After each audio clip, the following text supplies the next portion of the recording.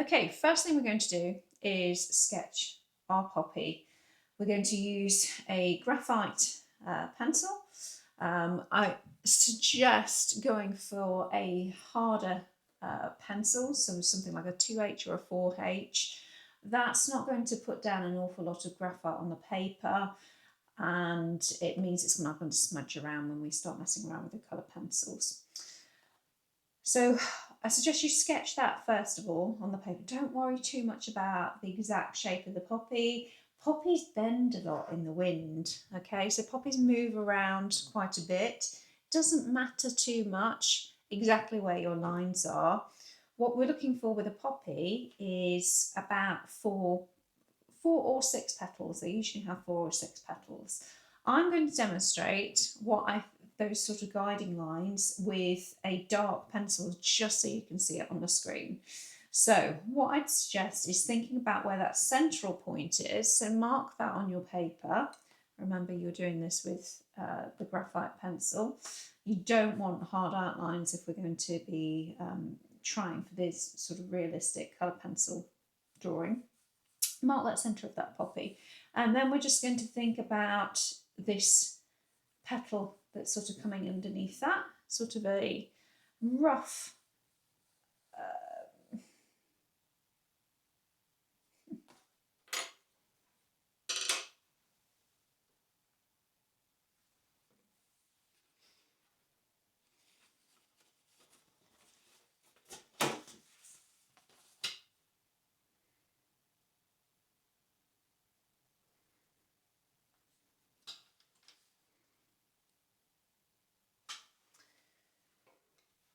So step 1, take our graphite pencil.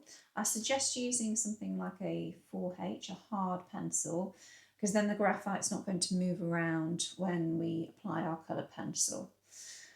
Do a rough sketch guiding line on the paper for where you want your poppy to be. I've got my phone here to use as a reference, but actually it's quite useful to print it out and then it doesn't move around, and we don't get tempted to zoom in too much, but it does show up better on the screen if I'm showing you on the phone here. It's quite a lot more vibrant in terms of colour. So what I suggest is going in really lightly. You want to hold the pencil quite far back if you naturally have hard pressure, and just sort of rest it in your hand. That's the easiest way of doing it. And then we're just thinking about the general shape of that poppy in there. Draw a sort of oval shape. Now, as you can see on the screen, this is not showing up, but if you're this end to the camera, I can see those lines. So what I'm going to do is just swap to a dark pencil just so you can see what it is I'm doing, but I do suggest that you work with the graphite. So I'll just quickly do a sketch, and these are sort of guiding lines that we want. So a rough sort of oval shape. Now the poppy itself is going to be made up of 4 petals. I'm going to put a little blob in the middle for that central area in there, and actually it's quite circular in the photo, so I'll just move that around a little bit there. And then it doesn't matter which order in which you do it.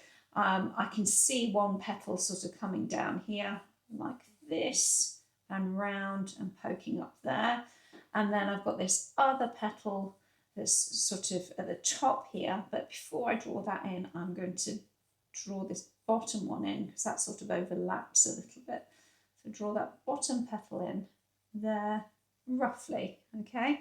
Just using rough shapes, really light pressure to start with, just marking in where we want those sort of petals moving, giving us some guiding lines later for our colour pencil. We want it really light pressure.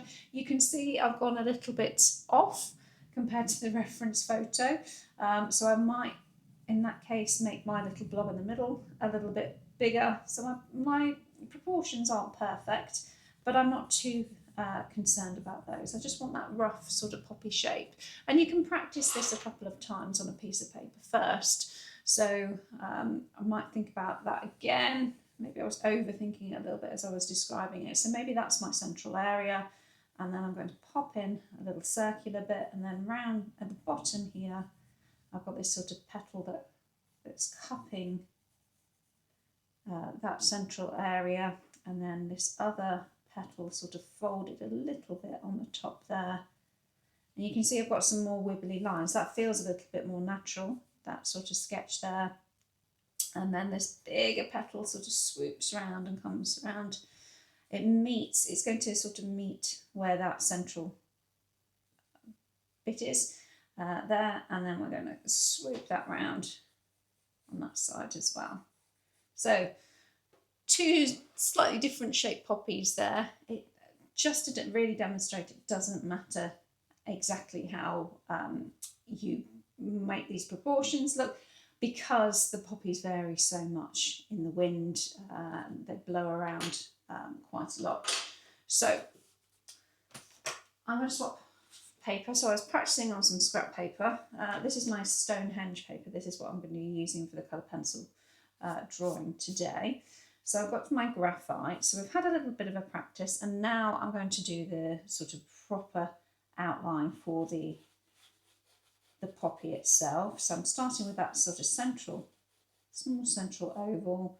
I'm going to pop in where I think that central bit is. Do that petal at the bottom there. Move that down there, and then I've got this big swooping petal coming around here, and another big swooping petal on the other side. So that's enough of a guiding line for me, this end, to show me exactly where I want the outline or the extent of my poppy to be. What I suggest, if we're working with colour pencils, to get that sort of nice natural or more realistic fade off. So for example, in this drawing I did here, you'll notice there isn't a colour pencil outline around any of this. I'm just sort of going up to that graphite line, which is barely there. I've not even tried to rub it out. I didn't even need to rub that out. Incidentally, these drawings that I've got here are done with a line marker. So this is permanent ink. It's waterproof, and I can actually go over the top with colour pencils, or I could go over the top with watercolours if I wanted to, but I quite like the effect of those sort of sketches on there. So back to our poppy then. So this is our very faint outline, and what I suggest the approach is with the colour pencils, pick something like a scarlet first of all. So this is a Derwent light fast pencil. Want to build up these layers gently. You want to think about the poppy itself being a delicate flower. It's almost tissue paper thin, very gentle, and that's the kind of approach we want when we're drawing the poppy. The other thing we want to think about is how the petals are constructed. So they've got little lines on them. They're quite delicate. They're pinched almost in the middle, and they come out almost like the veins of a leaf, but they sort of radiate out. We want to sort of replicate that pattern as we're drawing. So imagine that, for example, we've got everything, all the petals are coming to that sort of central point there. So we're stroking towards that central point, and that's how we're going to build up our poppy. So I'm just starting by drawing in some lines there. I'm very broadly following the sort of darkest bits, I suppose, because I've got the scarlet in my hand. I'm following some of the darkest bits at the moment, and I'll save some of the lighter bits for a more orangey base tone in a minute, so I'll swap to the orange in a minute. So I'm starting at the end of that poppy, so at the end of those petals, and just stroking inwards for now. Real gentle layers, particularly on this side, this left hand petal here. Stroke into, we can see So I'm stroking into that central area, imagining that that's almost like a spoke and everything's radiating out from there.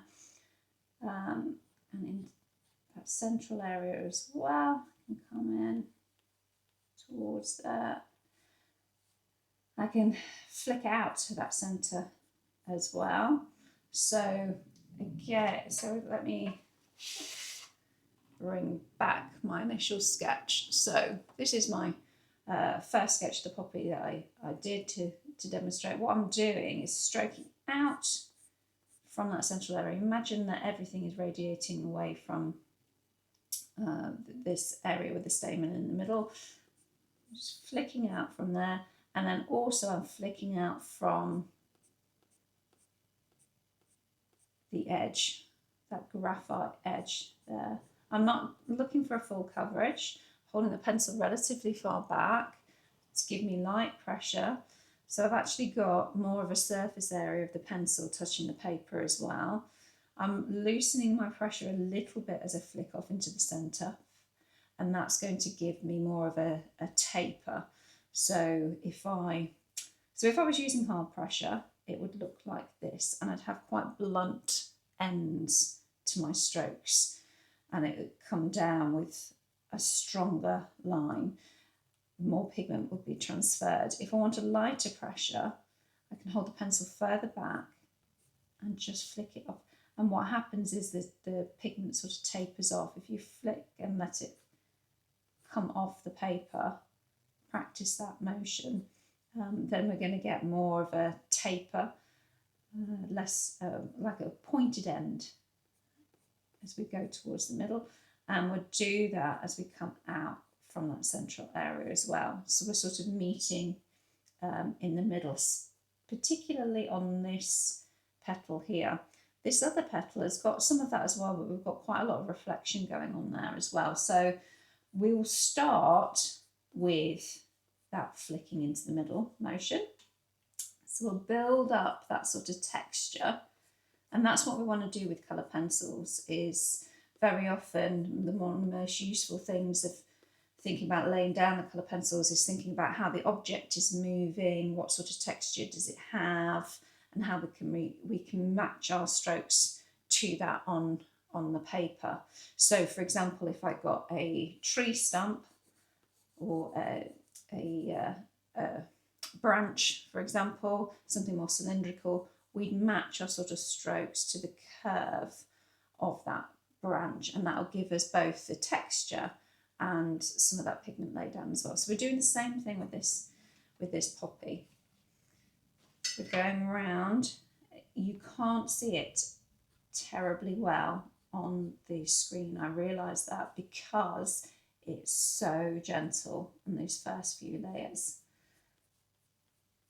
And I think that's one of the most enjoyable ways of working with colour pencil, is actually building these layers up quite gently. So again, I'm just sort of looking at some of these darker bits and popping those in there. Think about this petal as it comes towards us. It's almost sort of a V shape. We're coming into the centre there and back into this more of a concave sort of shape, like a bit like a cup. So we're sort of pinching at the bottom there. My demo piece back again. So when I'm drawing those lines on here, I'm sort of thinking about where the bottom of that petal would be. Sort of matching those strokes in there, training the paper with where those strokes are, and then at the top of this other petal here, again, starting from like what I'd call a zone of safety. You can rest my pencil on the outside there and it's fine, and just sort of flicking into that central area, giving that sort of texture coming towards that central area. And already with the red and with that texture, it's feeling more like a poppy, this initial sketch here. So that's what we're doing down here. We're just going quite slowly to build it up quite gently. And then in the brighter bits, there's no right or wrong, but I suggest bringing in some orange tones. So this is a flame. This is the Don't Light Fast flame. So here I'm just picking up the bits that are a little bit brighter. They've been hit by the sun a little bit more, less in shadow, and I'm just using that same approach of sort of flicking into the centre, coming round there. I'm leaving a few little gaps here for some more some reflection. So what we can see here is we can see the reflection of a bit of the sky on that puppy, which would be quite nice to keep in. So I'm not covering everywhere with this orange. I'm going to leave a little bit on this right hand petal for now. Let's concentrate on building up one of these petals first. So once I've got a couple of layers in, I'm then going to smooth them down a bit with a white. So I'm not using hard pressure, I'm just flicking into the centre. And what this is doing is it's taking any loose pigment that's on the top. So if we imagine we're working on a cotton paper, maybe it's not hot press, so it's something like this Stonehenge or a vellum. So it's got a bit, you can imagine the fibres are sort of sticking up a little bit towards us. They're gripping hold of the pigment when we put down our really light layers. So all I'm doing now is just moving that around a little bit. Anything loose that's on top, I'm just moving it around a bit, and it gives the effect of sort of smudging it a bit. So we're smudging those initial layers of pencil, and we're also protecting the surface a little bit from subsequent layers. So we don't want really a bare surface when we're finished in any areas, even if I don't want a dramatic colour there. So I'm just going to put a layer of white down everywhere. Lovely. Okay, and then we just circle through those pencils again. Now, we've got our scarlet and we've got our flame. So I've got an orange and a red tone. So this is a little swatch that I did earlier. So these are some examples with the Derwent Light Fast range. So this is the scarlet that we've got. It's a intense red. It's more of a warm red, an orangey red, and it blends quite nicely with this flame, as you can see here. Another example of a red that we've got is a Derwent red. Now this is a little bit cooler, so it leans a little bit more purpley. So if you had to, one way of thinking of it, if you had to choose, like you absolutely had to put it in a bucket as to whether the pencil that you're swatching or testing is orange or purple, which way would you go with it? And a nice way of often testing that is to put a white or near white on top of it and see which way it tends to lean. So the scarlet, I can see a little bit of yellow in there, whereas the Derwent red feels a little bit more pinky. It does feel a little bit cooler. So have a little bit of a play with that. One of the reasons I bring this up is actually bringing some more purple tones into some of these shadows. It's actually going to be quite nice, particularly as you can see on the photo, we've got a gorgeous blue sky. So what's happening is the smooth areas of the poppy are reflecting some of that blue, and it's giving us some more purple tones to the shadows. So a little bit of colour theory then. If I take my blue and I pop it on top of the orange, I'm going to get a greeny, mucky colour, and I don't necessarily want that. So I'm going to keep my blues away from those oranges, but actually the blue sitting next to something like the magenta or the Derwent red on this cooler side is actually going to be okay.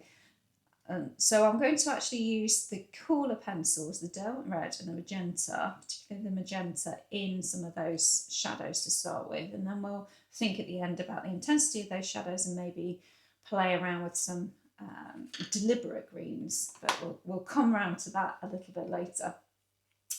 So in some of the shadows, I'm going to pop a little bit of this magenta colour. So it's, if you can see on this swatch here, the magenta is my more purple tone.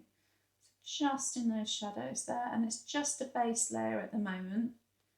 I'm broadly thinking about the idea of swooping as we have been doing and keeping that texture in, but actually over such a small area it's quite difficult to do that. It's quite difficult to get those little sweeps in. I think if you go lightly it doesn't really matter, just sort of scribble those in a little bit. So we're just popping that in there. We've got a gorgeous blue shadow in here, blue toned shadow, so it's more purpley, if you can see that, with some pinks coming up. So that's going to be quite nice to get in. I did say don't zoom in, but I'm trying to just demonstrate that for you. The reason why I don't often zoom in is I don't want to get overwhelmed with all the detail. There's lots of different ways of drawing, and I think the most enjoyable way for some of these more quick sketches is actually to work from a printout, or to not zoom into the tech too much. I'm coming over the other side again with a more cooler pencil to give me more of a shadow.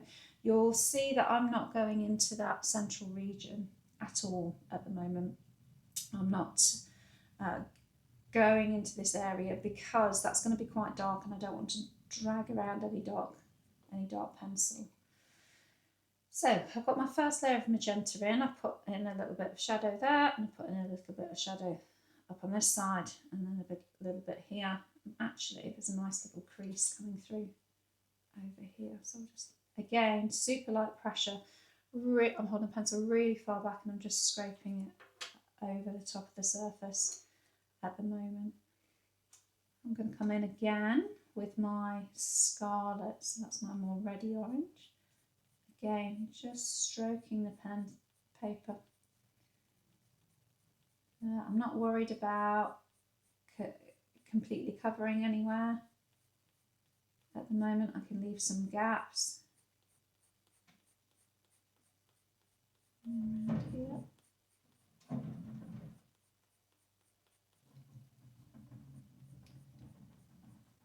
Stroking from the outside again, almost to that line. I'm not worried about having a straight line here. I almost want sort of a wobbly edge to that. Put in a little bit of more scarlet there. It feels a little bit like a starburst that we're generating here as well.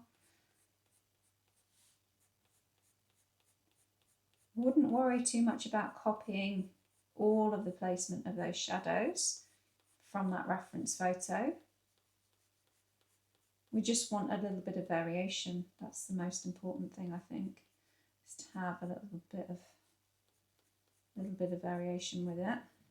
Okay, I've left some more whitey bits over here, and what I'm going to do is drag some of those other colours in. So again, you can see here the light fast pencils drag quite nicely. So what I mean by that is if I was to put my flame down, for example, put my flame on the paper like that, and then I bring in a white over the top, I can drag, almost smudge it around a little bit.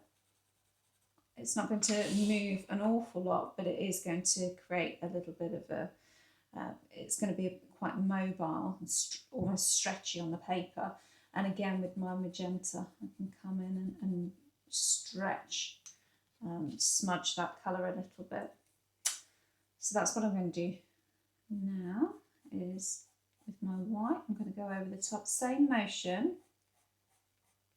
I'm increasing my pressure ever so slightly. So it's, and you can see I'm holding my pencil further towards the end there, stretching that, moving any loose pigment that's on top. This ability to move pigment is going to vary an awful lot by the brand of pencil. So the Derwent Light Fast are quite oil-based, they're quite, so all pencils are sort of a mix of oil wax in a blender, or like a binder, let's say. and the don't like fast come down quite rich. So their colour transfers, the pigment transfers quite quickly. Most professional pencils are quite rich with their pigment, I must say.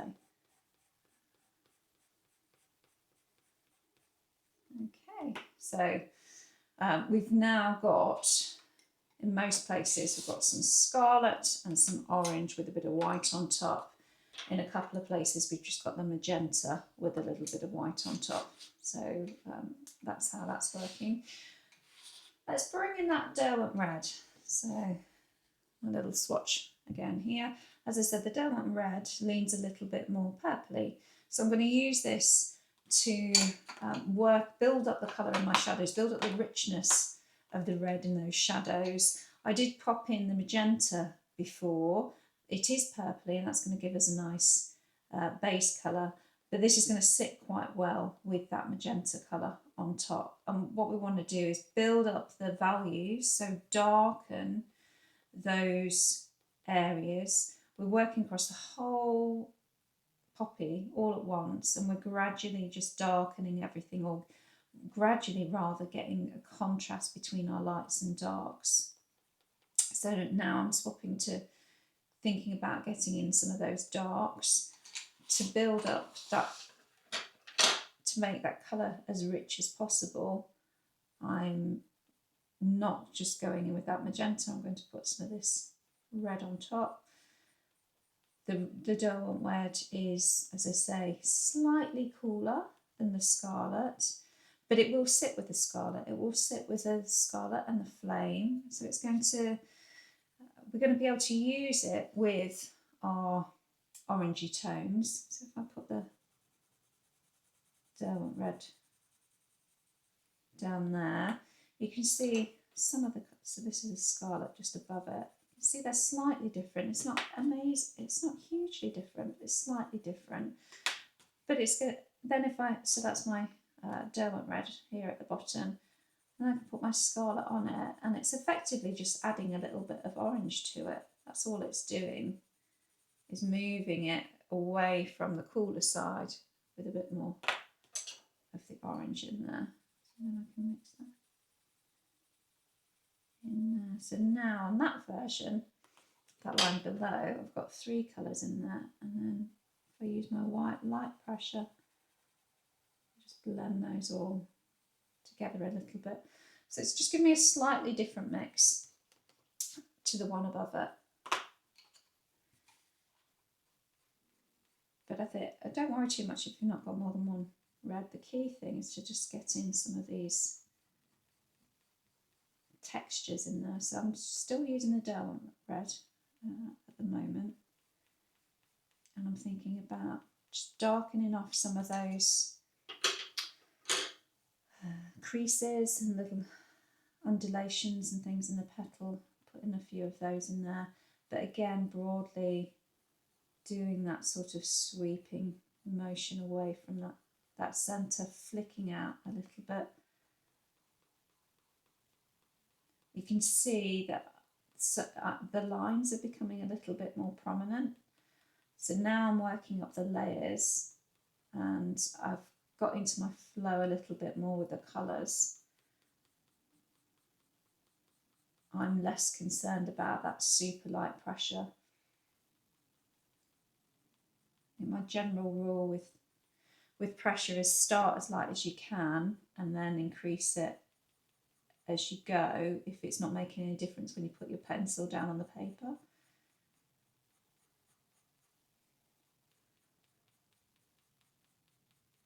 I'm getting in some of those bits of shadowy bits on the petals there. I've missed this, so the end of this petal is sort of disappearing. So I'm going to be a little bit more deliberate around this side here. So what I'm not going to do is draw that petal. What I'm going to do is almost rest it on where that graphite would have been and flick into the centre. So take my little doodle again. What I'm doing to define this end, instead of doing that thick line there. So I'm going to put my pencil on where I want it to be and just do some little dashed marks into the centre there to describe that one. And again, coming around this side. There's no right or wrong way to do this. As you see, most of the time I'm starting from the outside and flicking in. Sometimes I'll start from the middle and flick out. And there's not a complete coverage, there's a natural sort of variation in there, which is what I want. For these sort of patchier bits around here, I'm going to start putting some of those in very gently, and they're just shorter lines, again sort of radiating out, just a little bit patchier. Darken this off a little bit there. You'll see I've left a little bit of a gap there. So what I'm going to do is see how much how much I can drag that pigment in there with my white. So pick my white up again, starting from the outside edge. That's like my zone of sort of safety with it. Starting from the outside edge, flicking in, see if I can drag any pigment in there.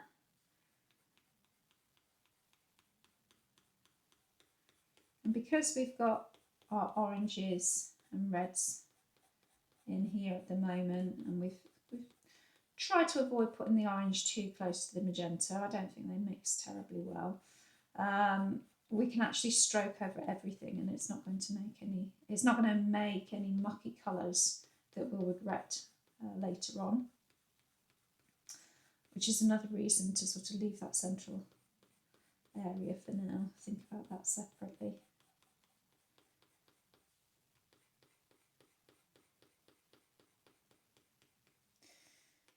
Okay, so again, like rotating through those colours again, I'm going to pop a little bit more magenta in now, some of the darker areas, or some of the areas that I want darker on this photo here.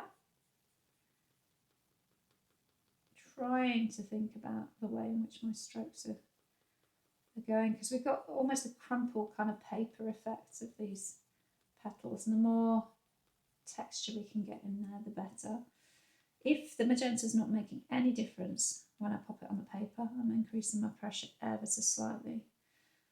I'm going to enhance the magenta purpley tone on that crease there, which I think is quite nice, and this one is lost a little bit over this side. There's a bit of a creasy bit over here I want to get in, and then there's some sort of creases on there I want to get in.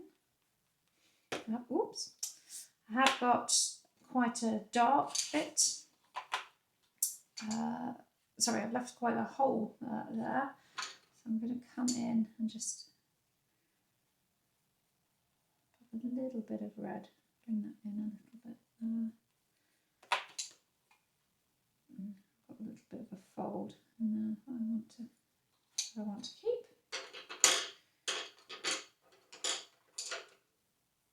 I'm going to bring in a little bit more of the flame. The flame I'm using still really gently, because I don't really want my poppy too orange. And you're going to see different colours in your poppy as well. If you don't see orange, don't worry too much about popping it in. Just stick with the scarlet. I like switching. I like switching pencils a little bit. I like working with different colours and blending them up. But I can see that it's definitely more scarlet than it is sort of yellowy orange. So, swap back to my scarlet now. Again, same thing. I'm not worrying about the jagged edges. I can come back in and tweak those a little bit later if I want. I'm more worried about sort of scooping into that central area. You'll see I've made a little bit of a mark over here. It came out more than I intended. So let's see if we can fix it. Then can go in a little bit with almost a sort of outline. So that's what we'll do as we go through those layers. So think about some of those darker areas, really light pressure, almost create a zone of safety, a darker version of that colour, and then flick out from there. That will work really well as long as you don't do it all the way across. So I do it in little patches. So identify sort of where you want a darker bit to be, or to find an edge. Do a few sort of wibbly scribbles and then flick out from those. Gentle pressure again, flicking into the middle. Around here. Still leaving some gaps on the right hand side. I'm still figuring out what exactly I want to do with those. Yeah, there. And again, this scarlet's not going to do any harm on top of the magenta, but really I do want to swap, because I've got the derwent red. I am going to swap to that in those cooler areas. It's just not going to. We don't want to warm it up too much. We want those to sit in shadow, to feel a little bit cooler.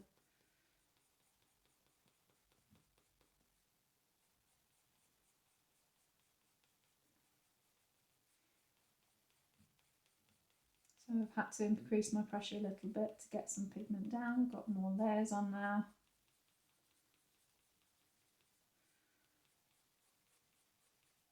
And I wouldn't be afraid as you go through the layers to more deliberately put in some of those lines, particularly if you've not spent too long on them in those early stages and they've sort of disappeared.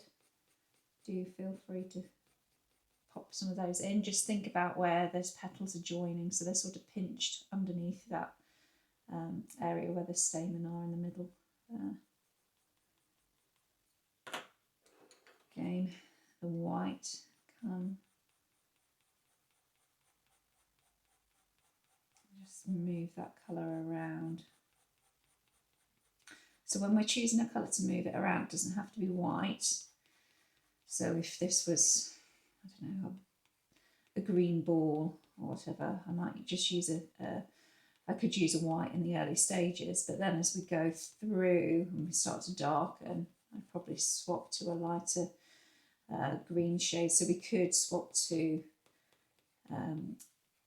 just a lighter shade of whatever colour we're using, because we don't want to, like an analogous colour. There's another way of thinking about it. So not too far away on the colour wheel. So when we get a little bit further up the layers, we're building these layers up gently. As we get further up through the layers, what we'll find is we'll start to abandon the white, and actually we can use the pencils that we've got. So this is the derwent red here for some of these more shadowy bits. You could use an oyster if you're using the derwent light fast. That's going to sit nicely with the as a sort of a pinky tone. Be careful with some of the pinks, because very often they have a lean to them, so it might lean a little bit orangey and start to mess the colours around that we've worked so hard to sort of put in.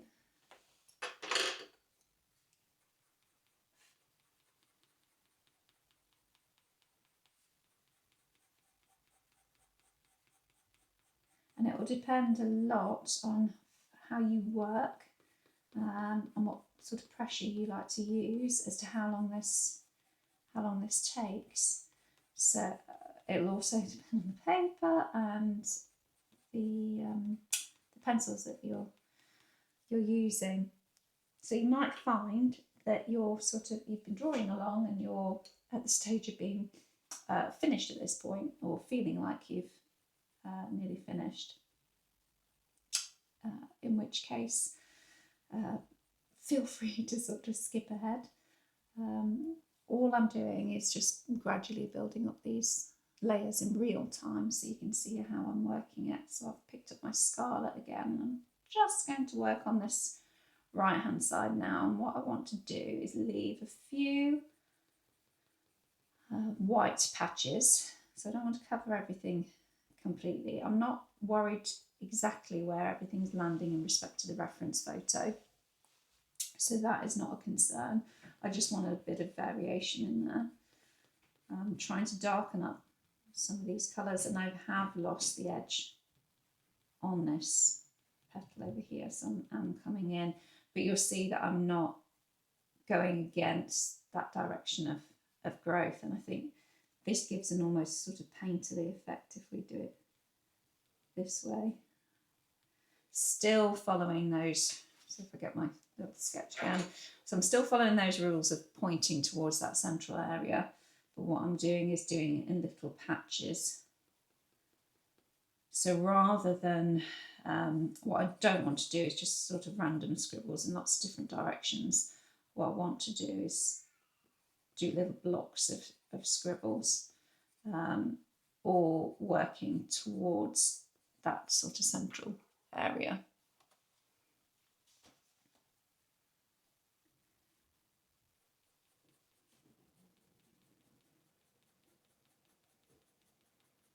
So I'm holding the pencil, I've noticed I'm holding the pencil further down now. I need a little bit harder pressure to make any difference to the flower here.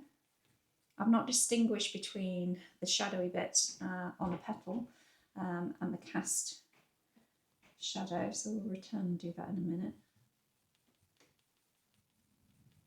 Just thinking about darkening these colours. That's my scarlet. These are the more internal petal. Next to the magenta, I'm going to use this derwent red.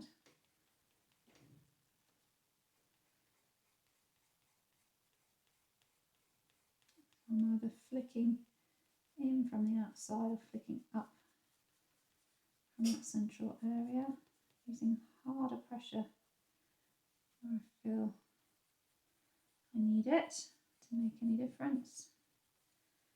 I'm going round, so just define the end of that petal there on that side as well.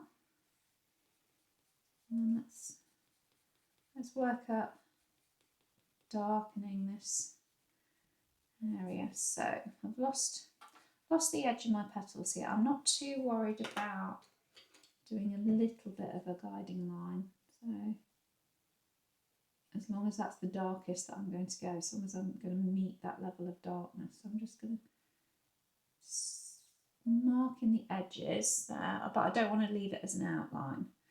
So you can see I've just marked in the darkest bits of the edge there, and then I'm going to flip down away from there so that I've sort of softened that edge. It's no longer an outline. Again, my little demo over here. So what you'll see me doing is coming along this sort of where I want this line here, and I do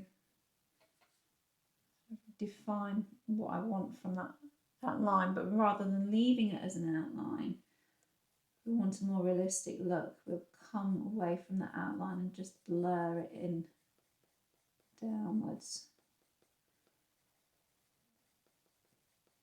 We really don't want just to have that dark outline around everything and make it look more sort of cartoonish. Underneath here we've got some shadow bits where the petals are coming in. Actually, that's cast shadow. Let's pop that in the magenta for now. It's coming out quite purpley, this magenta here, and it's not what we need everywhere, but the value is closer, so the darkness, like the shadow, shading is better. So if we blurred our eyes, if we were colour blind, it would look better in that sense, but it's not the right colour, so I'm going to come in and with my derwent red over the top. make it more red. It's like adding red to paint. So if we've got a violet or a purple paint and I add more red to it, I'm going to shift it more towards a reddy colour. Okay, and then this side here.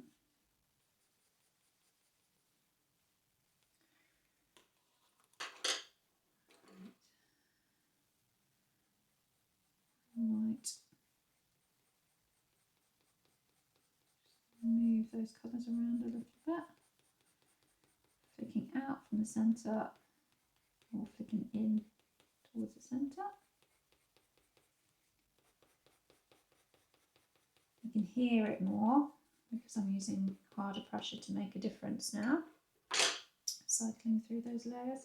So we're now we can just continue to build up those colours. Thinking about any sort of markings that we want in there.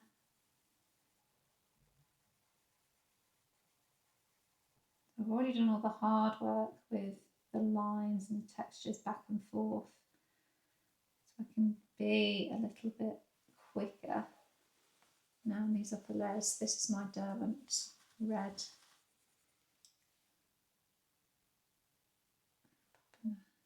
Boundary there, that petal.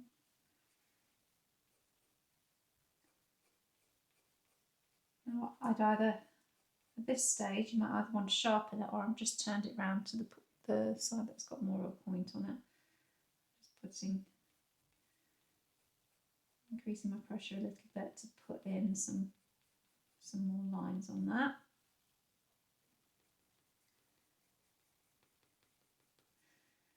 If it feels like it's going a little bit cool, you're losing all your hard work with the orange, then either bring it back in your orange or bring it back in your scarlet on top.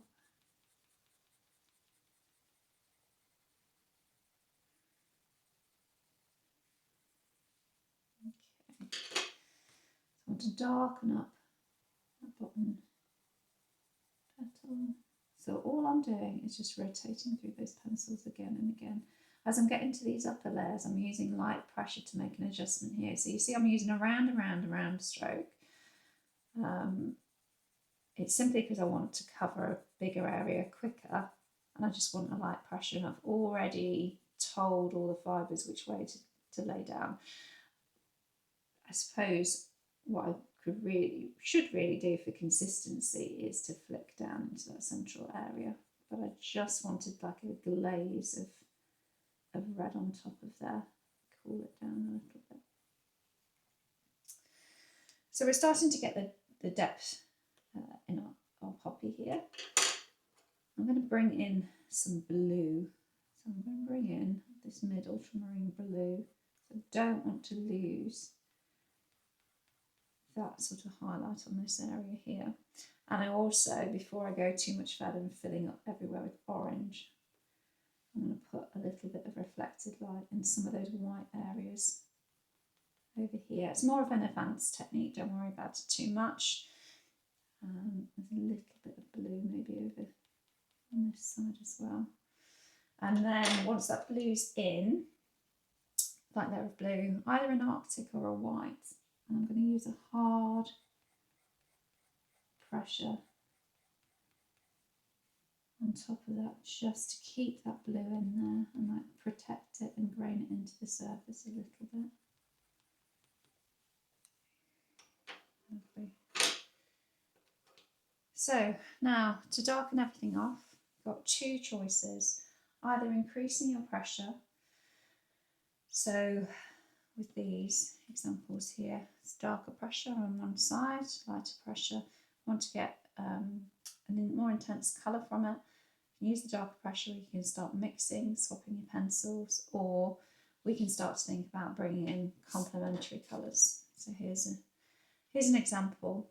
So we could start to think about bringing in a few greens to intensify those shadow areas, the darker areas.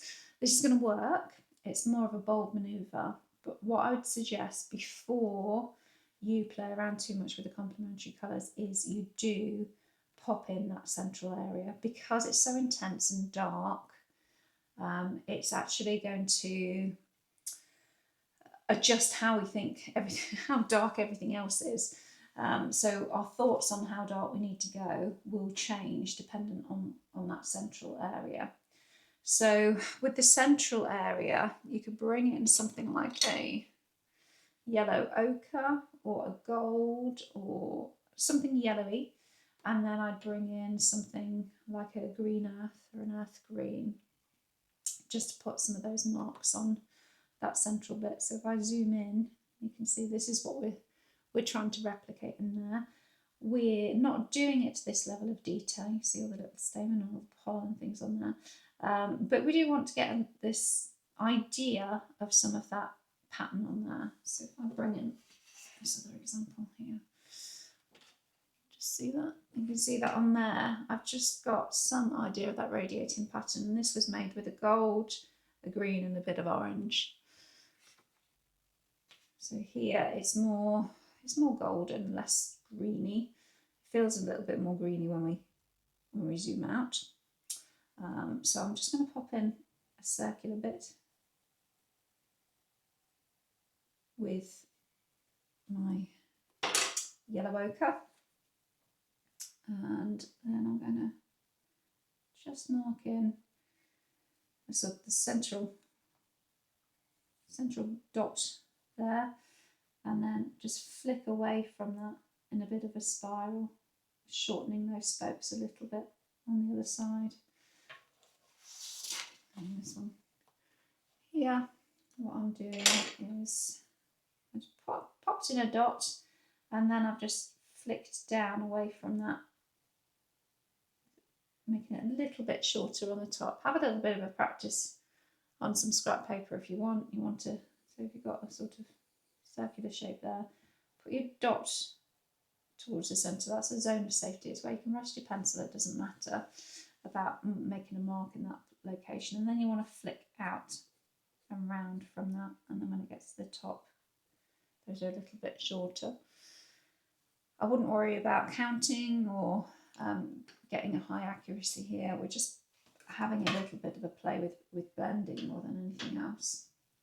So those are some initial marks in there. The black and the mark at the bottom of the petal. So most of the petals on a poppy, if you see them, they've actually got dark marks towards the centre. Look at this one here. So where the petal comes in, it's got a little dark mark there. And in most cases, they're sort of almost black. But what works quite well, you see this example here, is actually using a very dark violet or a nightshade, so a purpley tone, because that's not going to make it a mess if we accidentally drag it too far into the rest of our drawing. So I'm just going to use my nightshade. I'm going to come around here. Actually, I will do the top of that sort of shape there. It's jaggedy, so I'm not worrying too much about the edges. I'm just going to flick out from there. There we go. So that's a rough sort of guiding area at the moment. By all means, come in with black, but I'd do that right at the end. There's no problem coming in with black, but I'd wait till the end to do that. This little white bit sticking up here, I'm actually going to pop in the blue and just stretch that purple into there, because I don't think it will be pure white. I don't think we need that pure white in there. So now that bit's a little bit darker, which is good. Coming in with my scarlet, and I'm just putting in some more layers. Holding my pencil further towards the front, further towards the end, so I've got a little bit more control over it, and I can use slightly harder pressure without it hurting my arm. Intensifying that colour. How much pigment you can get down, how dark you can go, with the pencil at this point will be a factor of how hard you work with your whites and your other layers.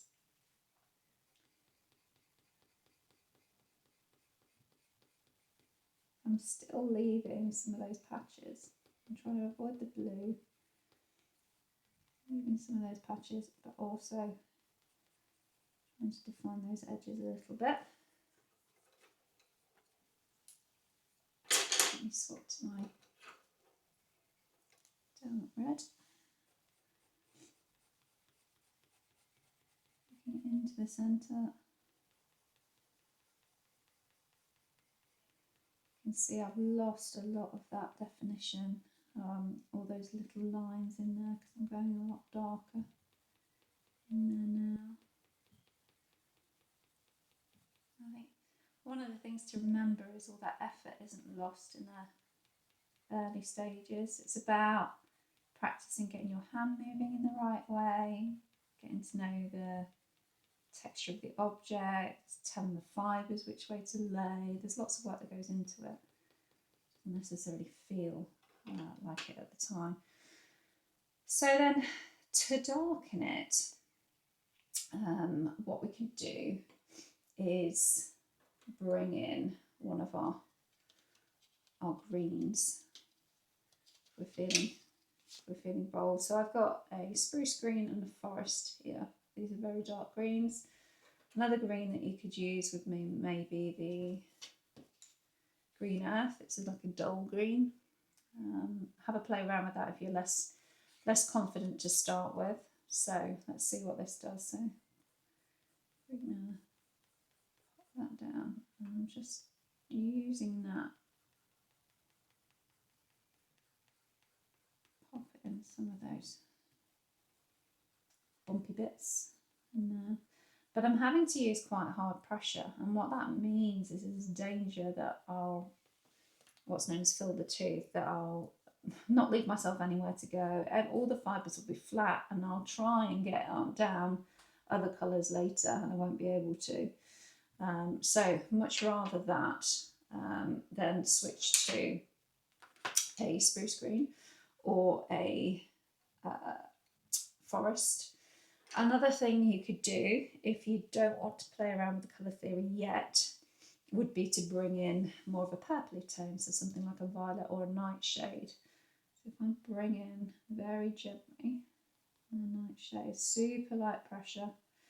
Now I am using light pressure, but I am holding the pencil quite far forward because I want actually light pressure and a precision to exactly where it goes down. I'm just glazing the surface there, and actually a little bit harder pressure just where those shadowy bits are there, and the deepest shadows is going to be nice. Come around here and right on the edges. So I had magenta in there, and I had my diamond red, but now you see it's turning it quite purpley. How do I work back from purple? So to work back from purple, I can add in more red. And my diamond red. Go over.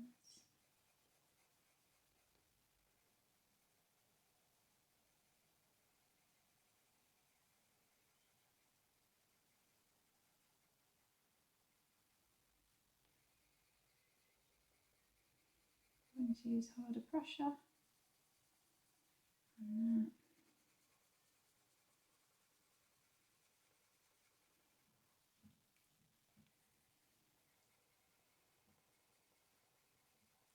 okay, and that's a bit better. Some of these other areas, use that. You can see now how much we need to go in terms of building those colours up a little bit further. I'm not afraid to use harder pressure elsewhere if I need it. If I'm going a little bit too dark or too uniform in places, I can bring in some of my orange if I want to.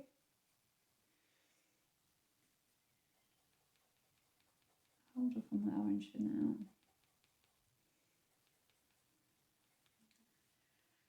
See where this takes me. Again, I'm defining the edge of that petal there and working back into the middle. Lost some of the length in here. Let me pop a little bit orange back in. This is my flame. Almost like a glaze on top. Intensify that colour. A little bit on this side. Again, I want to be quite careful on that side. Still working out what I'm doing with my blues. Come in a little bit more blue in some places on there. I think sometimes it's helpful to go a little bit over the top with it just to make it look like a deliberate choice and tie everything together. So if you see me use blue, what I'll do is I'll use it in a few places rather than just in the one. Maybe use the blue to that shadowy area as well, just to blend that purple with the reds. Try not to use the blue anywhere where I've got my orange.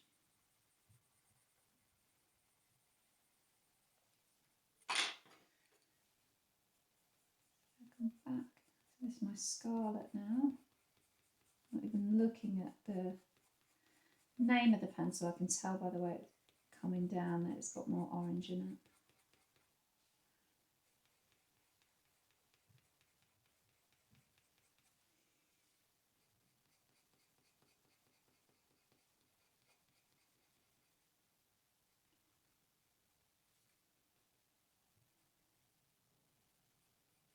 Again, some of those edges, not all of them, I'm just coming around, making a little mark and then flicking away from that into the centre.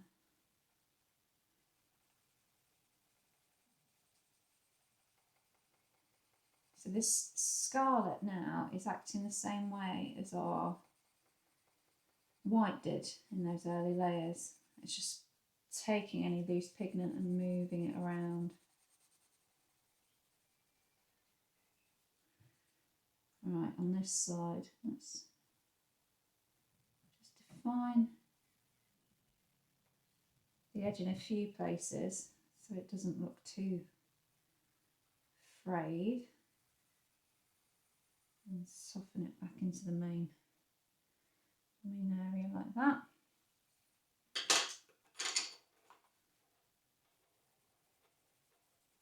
My Derwent red, increasing my pressure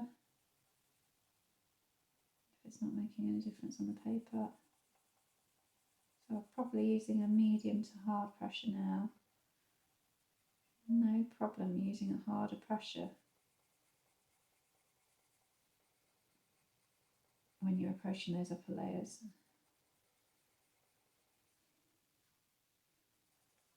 You just want to leave yourself somewhere to go in those initial stages and following broadly dark and creased bits of the reference photo, and suddenly it's starting to feel a lot more like a 3D now.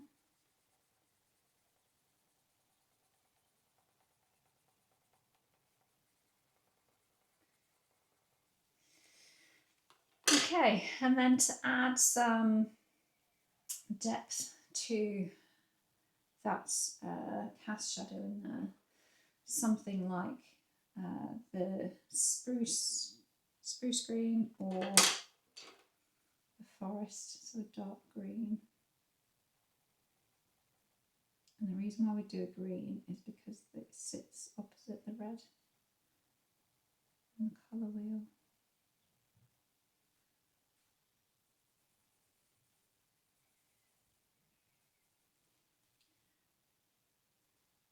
The other side as well.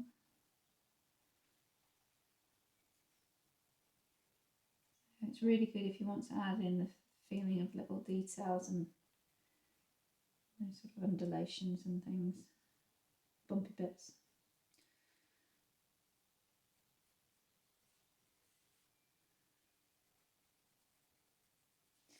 If you feel like you've taken it too far, then something like the baby blue is a good one.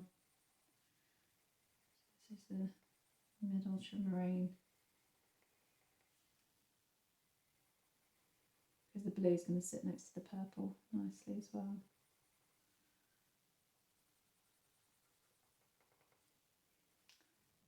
Okay, so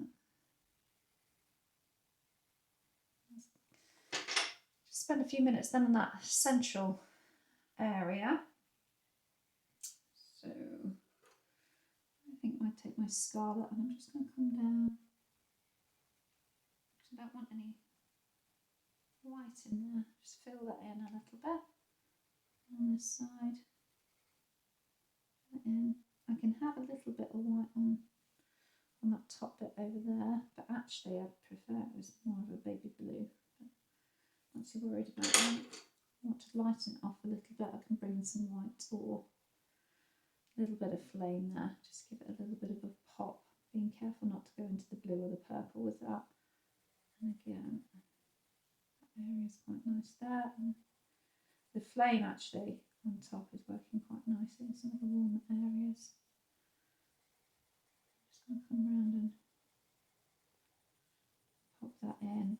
I think one of the things, you know, if you do try making those adjustments, so I just had an instinct to actually lighten off or bring a bit of warmth in with this flame. It's quite an intense colour, and what I find is quite handy is to actually, or makes more sense, is to bring it in multiple places. So rather than just have one pop of colour in one place, I've now gone over a few areas with that flame in it, just to give it some balance on the overall picture. I'm just bringing in my magenta on this side because I don't like I feel like I've outlined that bit a little bit on that side there.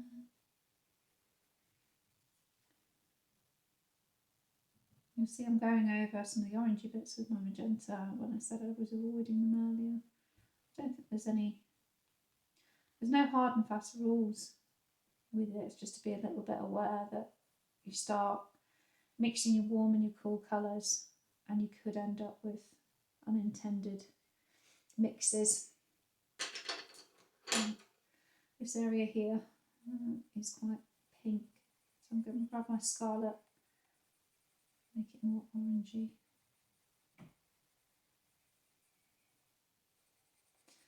And that's one of the tips, I suppose, that rather, you know, if you think, oh, I want it a little bit more orangey in this place, rather than reaching immediately for the orange, you can think, well, let's have a pencil that leans a little bit that way. Less of a commitment first off. You don't necessarily need to go straight to the extreme of that. Very often there's a pencil that sort of is in between. Okay, so we've got these little flicky bits with the pollen in there. I'm looking for something like a Mars black would be really nice, or just a black, because I'm approaching my final layers now. And what I'm going to do is just bring out some of those stamen on that. Just a few lines. I need to make it a lot darker in there as well. Oops. Quite sketchy. Kicking out from that central area. As I say, you can come in with the black if you want. Just don't then be careful about dragging it around. So that's working quite nicely. So those marks then that I made in here, just coming from behind that sort of pinwheel spoke bit there, and just doing some little sticky bits. So the actual stamen, if we zoom in, They're going to look like on a stick, and then they've got a bit like bulrushes. So we've got sort of an end like that, and then more sort of yellowy tone. So we've got loads of those sort of coming out and in those sorts of shapes. So instead of worrying too much about drawing them exactly, what I suggest is just bring out a few and do some little lines and dots on the end of it. Just vary it a little bit. As you can see, they're all coming out from that central area. So they're coming out from that central area, and then they're going off in different directions. And what we want for our drawing is just the mass of a black bit in the middle, or we could use our nightshade. I want to use the black in there. Just do a few. So look at the way it's sort of the white bit there goes up and down. Just putting that in with my scarlet there so it bends. And then yeah, if you want to make any adjustments to it, if you want some more sort of marks in there, brighter bits, sun catching it, you could go in at the later stages with your white. Add in a few marks in there. The whites again is going to stretch things and bend things around. So if you want to feel like you've got nice smooth areas, you can apply a harder pressure. So that's what we might refer to as sort of burnishing. On this right hand side here, I've not been playing around with too much. Just going to gently go over the orangey bits, leaving the blues. So rather than going backwards and forwards over the whole thing, I'm just going to do it in sections. You can probably see the camera wobbling a bit when I use the harder pressure. And then coming down then here with a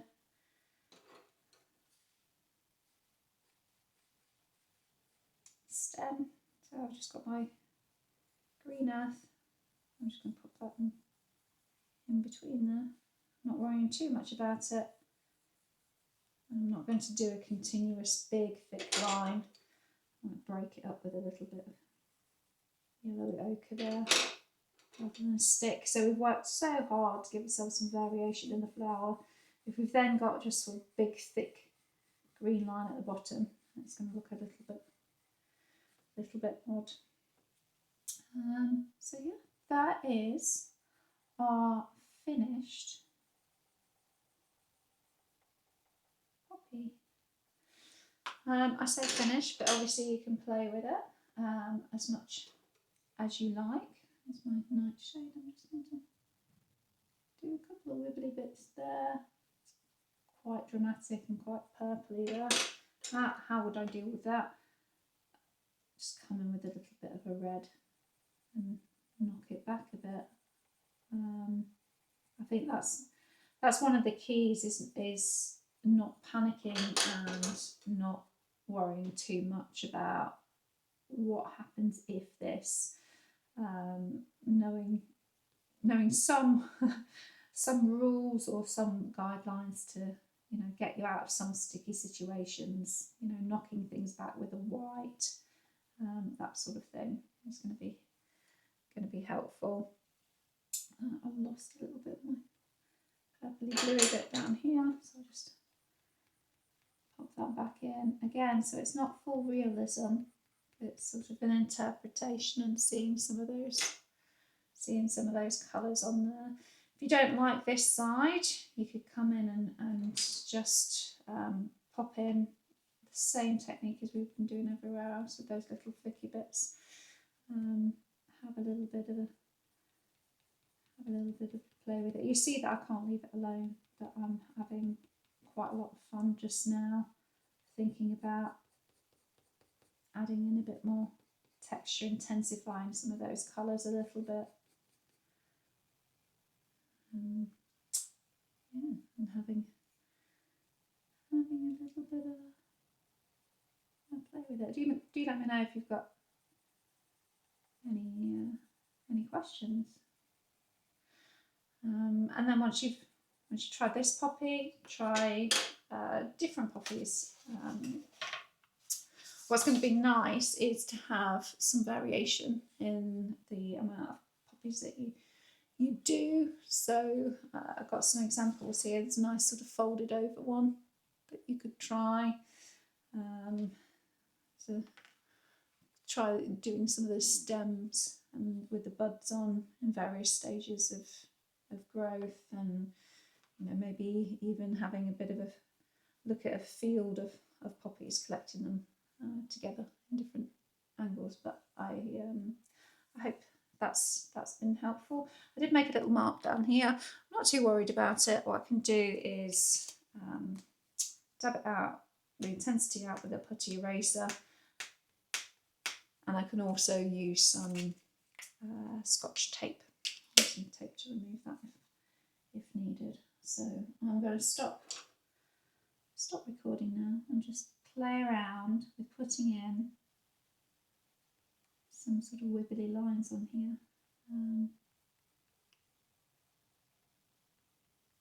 Just making it more my own. Yeah. Enjoy having a play with it.